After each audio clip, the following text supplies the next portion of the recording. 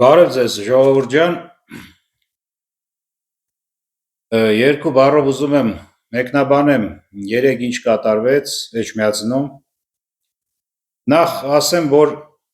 ուր ենք հասել, էլի, այս ընդհանուր հայ ազգը ուր է հասել, այս վերջի ամիսներին, տարիներին, եթե հիշում եք, հասել էինք այն բանին, որ արդեն դատեցին մեր հարգարժան սրբազաններին։ Այդպիսի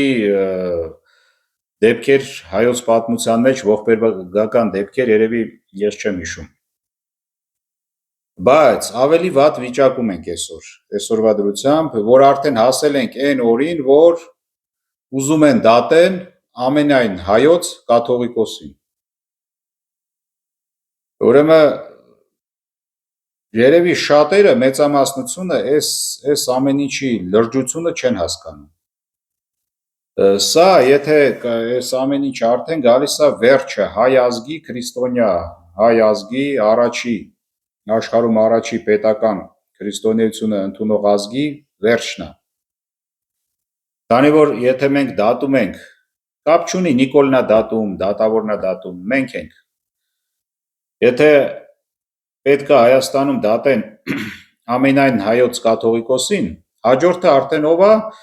Աստվածն է արդեն։ Ուրեմն Աստծուն էլ կարանք դատենք վաղը միսօրը։ Մեր մտքով չէր անցնի սրանից մի քանի տարի առաջ, որ sense բան կարա լինի, որ կաթողիկոսին կանչեն դատարան,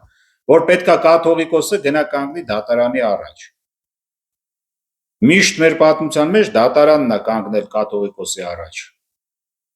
Այդպես է կարգը։ Հիմա երեք ինչ կատարվեց։ Փաստորեն այդ քրեական գործով վեհապարին եւ մի շարք սրբազանների կանչել էին դատարան։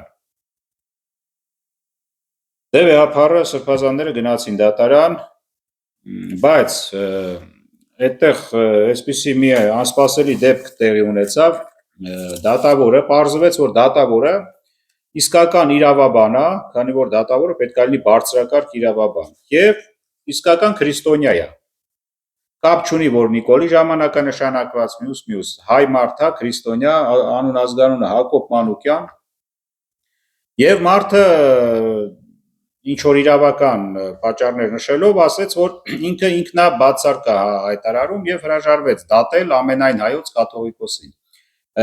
Ինքնաբացարկ ասեմ ոնց, այսինքն դատավորը հրաժարվեց այդ գործը վարել, պատճառներ ասեց եւ հրաժարվեց վարել։ Հիմա ասեմ, որ դա ինչպիսի ճիշտ իսկական մարդու, հայրենասեր եւ հավատացյալ մարդու քայլ էր դա, իմ կարծիքով, նաեւ կրթված իրավաբանի քայլ էր։ Ինչի համար, տեսեք,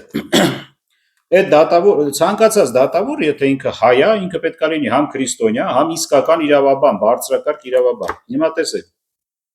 այս մեր կոնստիտուցիայում, սահմանադրության մեջ կա հոդված։ Ասեմ ձեզ, սահմանադրությունը դատավորը չի կարող խախտի։ Եթե խախտեց, դա էլ դատավոր չի։ Չնայած հիմա արդեն տեսնում ենք այդպիսի դեպքեր շատ է։ Այստեղ հոդված կա, 17 հոդվածի երկրորդ կետը, ուշադիր։ Այստեղ գրած է, որ կրոնական կազմակերպությունները անջատ են պետությունից։ Այսինքն կրոնական կազմակերպության ներսում, օրինակ եկեղեցին Հայաստանում ամենամեծ կրոնական կազմակերպությունն է։ Ներսում կազմակերպության, այսպես իրավաբանորեն ասեմ, էլի ղեկավարը ինքն է որոշում, ինչ անի, ինչ չանի, ում նշանակի, ում գործից անի։ Այդ նշանակումները միայն ներսում կրոնական կազմակերպության ներսում է արվում։ Այսինքն պետությունը չի որոշում, ում ինչ որտեղ նշանակեն կամ գործից հանեն կամ չգիտեմ, էս է հասարակ բան։ Եվ երևի դատավորը սրա հիման վրա ինքը չի կարող այդ հարցը քննի, այդ հարցը լուծի։ Ինքը դրա հետ կապ չունի, դատավորը պետությունն է։ Իսկ սա կրոնական կազմակերպություն։ Նաև եթե քրիստոնյա է դատավորը, մենք գիտենք, որ ամենայն հայոց կաթողիկոսը հայ ազգի քրիստոնյա հայ ազգի ամենավերևում է կանգ, գլխում է կանգնած, այսպես ասեմ։ Եվ իրանից բարձր երկրագնդի վրա